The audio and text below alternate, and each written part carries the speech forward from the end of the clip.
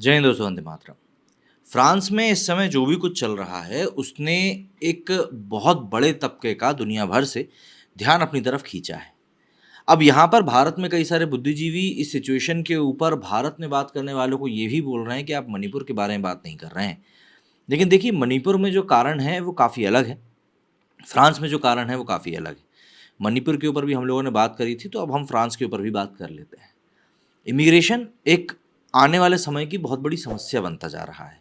देखिए, immigration basically यदि आपको नहीं पता है तो मैं आपको बता दूं, जब किसी देश में जो हालात होते हैं वो सही नहीं होते हैं या इस प्रकार के हालात होते हैं कि वहाँ पर एक आम इंसान के लिए जीवन यापन कर पाना काफ़ी मुश्किल है, तो ऐसों में कुछ विकसित देश या विकासशील देश जो होते हैं वो अपने दरवाजे खोलते हैं कि हम आपको स्वागत करते हैं, आप हमारे यहाँ आ सकते हैं, हम आपको मूलभूत सुविधाएँ देंगे और फिर उसके बाद इवेंचुअली आप वहाँ पर सेटल डाउन हो सकते हैं। ये इमिग्रेशन होता है। पिछले कुछ समय में अफ्रीका के कई सारे देश और साथ ही साथ कुछ और देश जहाँ पर कि सिविल वॉर वाले हालात बने या आतंकवाद फैला, उन देशों से एक बहुत बड़ी संख्या में इमिग्रेशन देखने के लिए मिला। यूरोपियन कंट्रीज, चाहे हम इटली की बात कर लें, स्वीडन की बात कर लें, फ्रांस की बात कर लें, अमेरिका भी, कई सारे देशों ने मिलकर इमिग्रेंट्स को अपने यहाँ पर वेलकम किया कि आप हमारे यहाँ पर आइए। अब ऐसे में आज की तारीख में अगर हम फ्रांस की ही बात करें, तो कुछ जो रिपोर्ट्स निकल कर सामने आई है, उनने बताया है कि 10% जो फ्रांस की पॉपुलेशन है, वो करीब-करीब इमिग्रेंट्स हैं।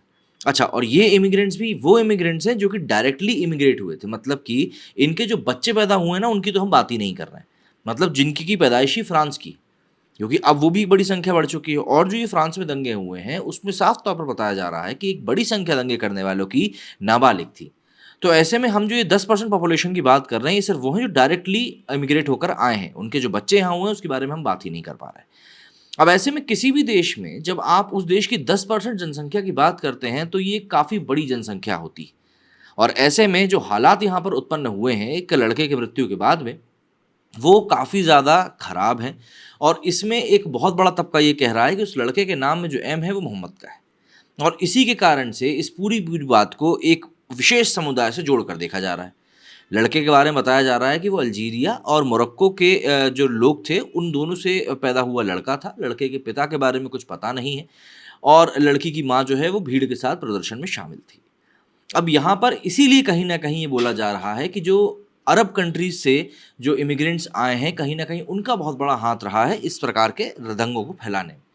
पेरिस में ऐसा पहली बार हुआ भी नहीं है। पेरिस में इससे पहले 2016 में भी इसी प्रकार की स्थिति बनी थी और 2005 में तो इमरजेंसी ही लगा दी गई थी और उस समय भी कुछ ऐसा ही हुआ था।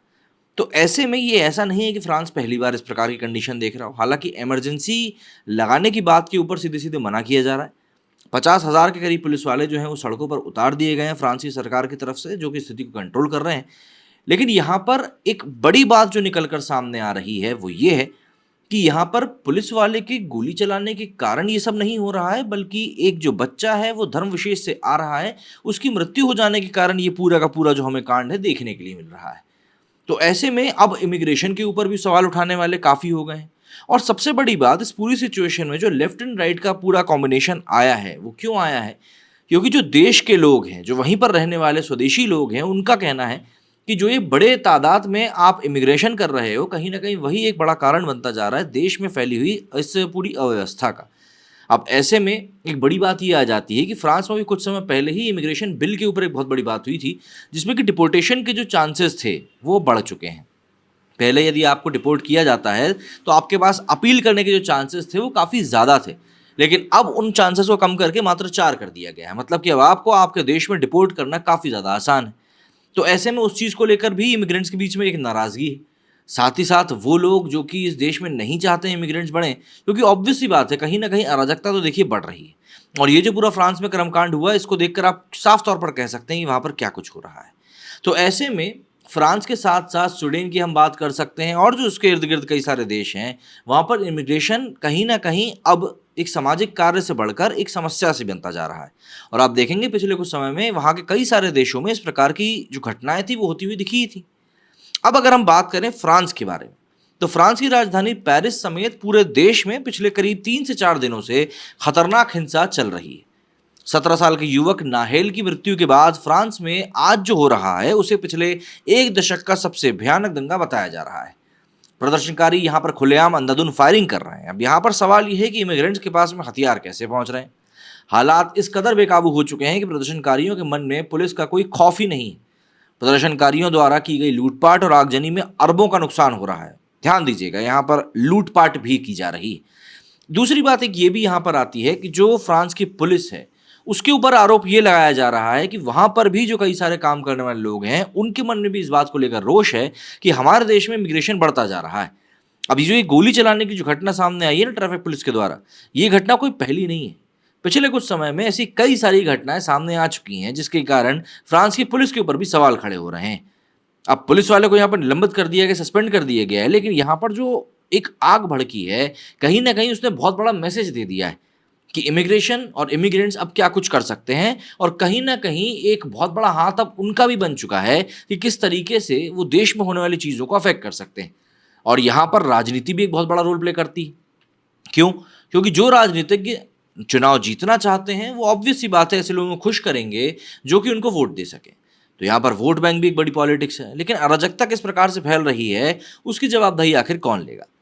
ऐसे में जो हमने अरबों के नुकसान की बात करी, उसके अलावा प्रदर्शनकारियों ने ऐसा कुछ भी नहीं है कि उन्होंने कुछ छोड़ दिया। मतलब स्कूल्स को तक यहाँ पर जला दिया गया है। उनसे अब कोई चीज़ सुरक्षित नहीं बची है। और फ्रांस में इस दंगे को रोकने के लिए करीब, जैसा कि मैंने बताया, 50,000 पुलिस वालों को तैनात किया गया है। लेकिन प्रदर्शनकारियों को किसी का खौफ नहीं है। वे लूटपाट पर आमदा हैं और भले ही इसके लिए तेज रफ्तार में कार से शॉपिंग मॉल का गेट ही क्यों ना तोड़ना पड़े, प्रदर्शनकारी दरवाजा तोड़ने के लिए गाड़ी का इस्तेमाल करते हैं और जैसे ही दरवाजा टूटता है भीड़ अंदर घुसने लगती है। अब मुझे समझ में नहीं आ रहा है कि प्रदर्शन है या फिर कुछ भिखारी यहाँ पर लूटने के लिए घुस रहे हैं। समझ में नहीं आता भाई। अगर आप ये कहेंगे कि नहीं वो भिखारी नहीं प्रदर्शनकारी हैं, तो फिर आखिर ये प्रदर्शनकारी इतने गरीब कैसे हो गए कि दुकानों में लूटपाट करने के लिए घुसे चले आ रहे हैं। खैर, पेरिस में हिंसा से बस ट्रांसपोर्ट पूरी तरह ठप पड़ चुका है और दर्जनों बसें तबाह हो चुकी हैं। प्रदर्शनकारियों के निशानों पर दुकान है, दफ्तर हैं, बैंक हैं, शॉपिंग मॉल हैं, लाइब्रेरी है, स्कूल है। हालात बिगड़ते देख फ्रांस की पीएम ने मंत्रियों के साथ बैठक के बाद ऐलान किया कि वो फ्रांस में इमरजेंसी भी घोषित कर सकती हैं।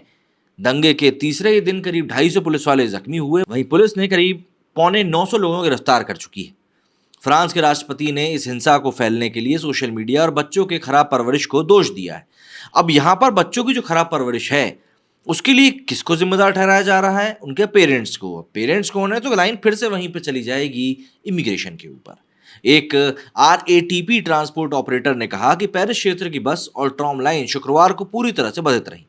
एक डिपो में रात भर में 1 दर्जन वाहनों को आग के हवाले कर दिया गया और कुछ रास्ते रोक दिए गए या फिर खराब कर दिए गए। पूर्वी शहर स्ट्रासबर्ग में शुक्रवार को दिन दहाड़े लूटपाट हुई, जहां दंगाइयों ने एक एप्पल स्टोर और अन्य दुकानों को निशाना बनाया। पर्यटकों के बीच लोकप्रिय वीएक्सपोर्ट जिले में युवाओं द्वारा पुलिस वाहनों पर पथराव के बाद पुलिस ने शुक्रवार शाम को दक्षिणी शहर मार्सले में आंसू गैस का इस्तेमाल किया। पेरिस क्षेत्र के कम से कम 3 शहरों और देश के अन्य कई शहरों में कर्फ्यू तक लगाने की नौबत आ चुकी है। अब ऐसे में हम बात करते हैं कि सरकार ने आखिर क्या कदम उठाए हैं। फ्रांस के राष्ट्रपति इमैनुअल मैक्रो जहां एक कॉन्सर्ट को एंजॉय करते हुए दिखे थे, तो उसके अलावा उन्होंने यूरोपीय संघ के शिखर सम्मेलन से वापस आकर एक आपातकालीन बैठक भी करी और युवक की मौत की निंदा करी। प्रधानमंत्री एलिजाबेथ बॉर्न ने देश भर में बड़े पैमाने पर होने वाले कार्यक्रमों को रद्द करने की घोषणा भी कर दी। लगातार चल रही हिंसा के बाद कुछ रास्तों पर बसों और ट्रामों ने रात 9 बजे के बाद चलना बंद कर दिया। सरकार ने बड़े पटाखों और ज्वलनशील तरल पदार्थों की बिक्री पर तुरंत प्रभाव से प्रतिबंध लगा दिया है। अब फिर आखिरी में सवाल का हम जवाब देने की कोशिश करते हैं कि आखिर ये हिंसा क्यों भड़की।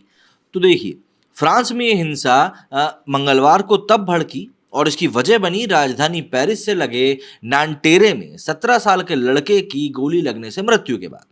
पुलिस का कहना है कि मरने वाला नौजवान कथित तौर पर गलत तरीके से कार चला रहा था। मतलब कि ऐसा समझ में आया कि बस की लेन में गाड़ी चला रहा था और जब उसको रोकने की कोशिश करी गई तब सारा कर्मकांड हो गया। ना तो उसके पास ड्राइविंग लाइसेंस था और जब उसने भागने की कोशिश करी तो नर्वसनेस के कारण पुलिस वाले से गोली चल गई। मरने वाला नाबालिग अफ्रीकी मूल का था, लेकिन पुलिस की जो पोल थी वो वारदात के वीडियो ने खोल दी। वीडियो में दरअसल साफ साफ दिखाई दिया कि नांटेरे की एक सड़क पर 2 पुलिस अफसर पीले रंग की कार को रोककर बातचीत करते हैं। इस दौरान कुछ बहस होती है और ड्राइवर अचानक कार को तेजी से दौड़ाता है। तभी पुलिस अफसर ड्राइवर के सिर में गोली दाग देता है और ये कार आगे जाकर दीवार में टकरा जाती है। 17 साल का नाबालिग मौके पर ही दम तोड़ देता है। अब यहाँ पर पुलिस के झूठ की बात भी आ रही है। क्योंकि पुलिस का दावा है कि मरने वाले नाबालिग लड़के के पास ड्राइविंग लाइसेंस नहीं था और पुलिस ने जब उसे रोका तो उसने अफसर को कुचलने की कोशिश करी। लेकिन घटना की वीडियो ने पुलिस को गलत साबित कर दिया और लोगों का गुस्सा तब भड़क गया। पेरिस समेत पूरे फ्रांस में आगजनी और लूटपाट शुरू हो गई। फ्रांस में दंगे फसाद होते रहते हैं, कभी यहाँ फुटबॉल के खेल को लेकर मोरक्को की हार पर हिंसा होती है।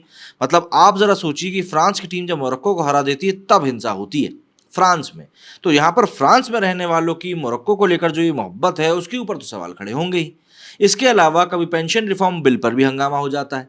मैक्रोन ने यहाँ पर पेरेंट्स से कम उम्र के दंगाइयों की जिम्मेदारी लेने की एक आग्रह भी किया है। कहा जा रहा है कि दंगाइयों की भीड़ में करीब 1/3 लोग युवा हैं या फिर नाबालिग हैं। मैक्रोन ने यहाँ पर टिकटॉक और स्नैपचैट जैसी सेवाओं के माध्यम से भी अपराध के फैलने की और हिंसा को रोकने की अपील भी करी। यहाँ पर अगर हम बात करें कि जो लड़का जिसकी मृत्यु हुई नाहेल एम, उसकी मां के क्या आरोप हैं, तो गोलीबारी के बाद अपने पहले मीडिया साक्षात्कार में नाहेल की मां मोनिया ने फ्रांस के टीवी चैनल से बात करते हुए कहा कि मैं पुलिस को दोष नहीं देती, मैं एक व्यक्ति को दोषी ठहराती हूं जिसने मेरे बेटे की जान ली।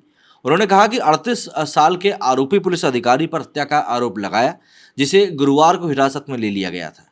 मोनिया ने कहा कि जिस पुलिस वाले ने गोली मारी उसने एक अरब चेहरा देखा, एक छोटा बच्चा देखा और उसकी जान लेना वो चाहता था। अब यहाँ पर अरब की बात जिस लड़के की मृत्यु हुई है उसकी खुद माँ ने भी करी। तो यहाँ पर एक नहीं बल्कि कई सारी चीज़ें हैं जो कि सिचुएशन को और भी ज़्यादा खराब बना रही हैं। और कहीं ना कहीं जो चीज़ें आने वाले वक्त में फ्रांस में देखी जाने वाली हैं या दूसरे यूरोपीय शहरों में देखी जाने वाली हैं, वो कहीं ना कहीं इस एक पूरे कर्मकांड से एक सीख भी ले सकते हैं कि कहीं ना कहीं पर तो नकेल कसना ज़रूरी है। मेरे स्टूडियो फिलहाल इतना ही। जय हिंद, जय भारत।